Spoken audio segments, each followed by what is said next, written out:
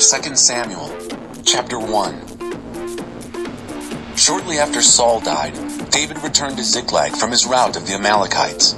3 days later, a man showed up unannounced from Saul's army camp.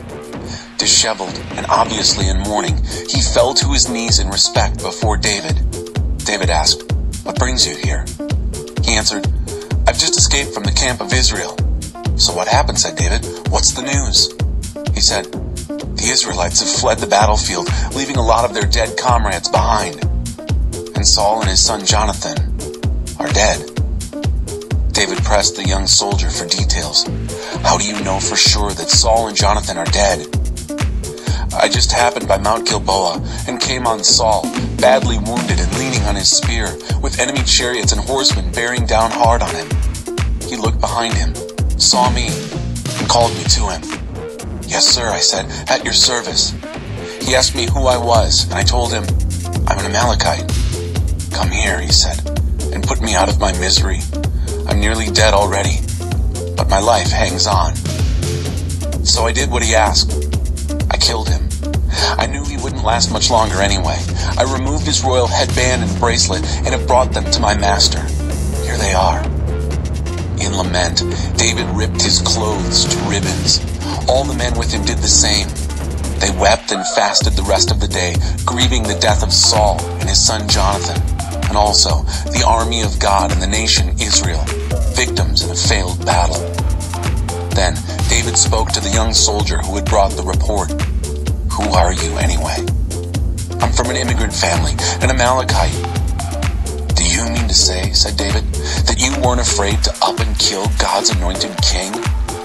Right then, he ordered one of his soldiers, "Strike him dead." The soldier struck him, and he died. "You asked for it," David told him. "You sealed your death sentence when you said you killed God's anointed king." Then David sang this lament over Saul and his son Jonathan, and gave orders that everyone in Judah learn it by heart. Yes, it's even inscribed in the book of Jasher. Oh, gazelles of Israel, struck down on your hills, the mighty warriors, fallen, fallen. Don't announce it in the city of Gath. Don't post the news in the streets of Ashkelon. Don't give those coarse Philistine girls one more excuse for a drunken party. No more dew or rain for you, hills of Gilboa, and not a drop from springs and wells. For there, the warriors' shields were dragged through the mud, Saul's shield left there to rot. Jonathan's bow was bold. The bigger they were, the harder they fell. Saul's sword was fearless. Once out of the scabbard, nothing could stop it. Saul and Jonathan, beloved, beautiful, together in life, together in death. Swifter than plummeting eagles, stronger than proud lions. Women of Israel, weep for Saul. He dressed you in finest cottons and silks, spared no expense in making you elegant. The mighty warriors, fallen, fallen in the middle of the fight. Jonathan, struck down on your hills. Oh, my dear brother Jonathan, I'm crushed by your death. Your friendship was a miracle wonder, love far exceeding anything I've known, or ever hoped to know. The mighty warriors, fallen, fallen, and the arms of war broken to bits. Chapter 2. After all this, David prayed. He asked God, "Shall I move to one of the cities of Judah?" God said, "Yes, move." "Into which city?" "To Hebron." So David moved to Hebron, along with his 2 wives, Ahinoam of Jezreel, and Abigail, the widow of Nabal of Carmel. David's men, along with their families, also went with him and made their home in and around Hebron. The citizens of Judah came to Hebron, and then and there made David king over the clans of Judah. A report was brought to David that the men of Jabesh-Gilead had given Saul a decent burial. David sent messengers to the men of Jabesh-Gilead.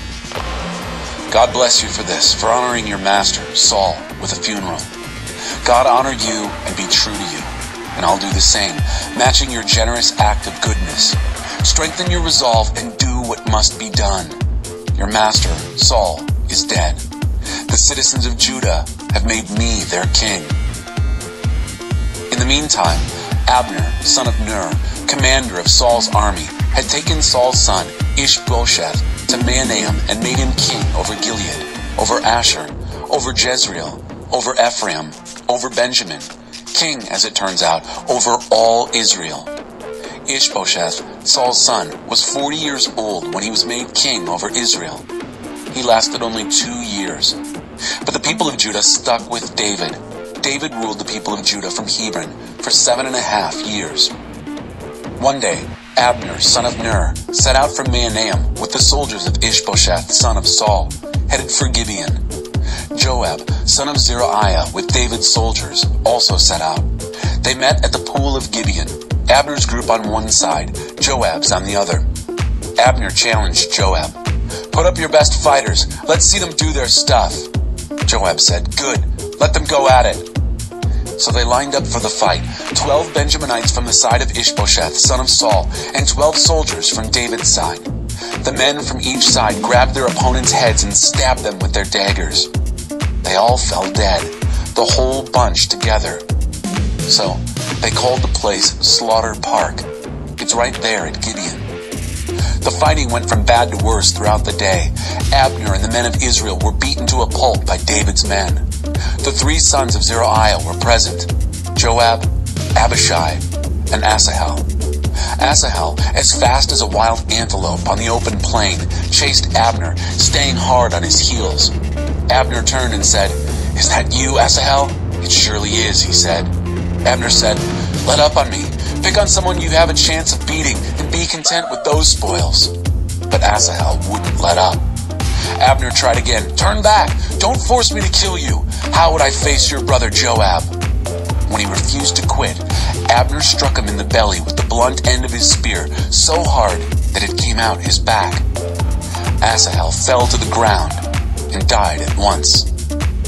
Everyone who arrived at the spot where Asahel fell and died stood and gaped. Asahel, dead. But Joab and Abishai kept up the chase after Abner. As the sun began to set, they came to the hill of Ammah that faced Giah on the road to the back country of Gibeon. The Benjaminites had taken their stand with Abner there, deployed strategically on a hill. Abner called out to Joab, "Are we going to keep killing each other till doomsday? Don't you know that nothing but bitterness will come from this? How long before you call off your men from chasing their brothers?" "As God lives," said Joab, "if you hadn't spoken up, we'd have kept up the chase until morning." Then he blew the ram's horn trumpet, and the whole army of Judah stopped in its tracks. They quit chasing Israel and called off the fighting. Abner and his soldiers marched all that night up the Arabah Valley. They crossed the Jordan and, after a long morning's march, arrived at Mahanaim. After Joab returned from chasing Abner, he took a head count of the army. 19 of David's men, besides Asahel, were missing. David's men had cut down 360 of Abner's men, all Benjaminites, all dead. They brought Asahel and buried him in the family tomb in Bethlehem. Joab and his men then marched all night, arriving in Hebron as the dawn broke.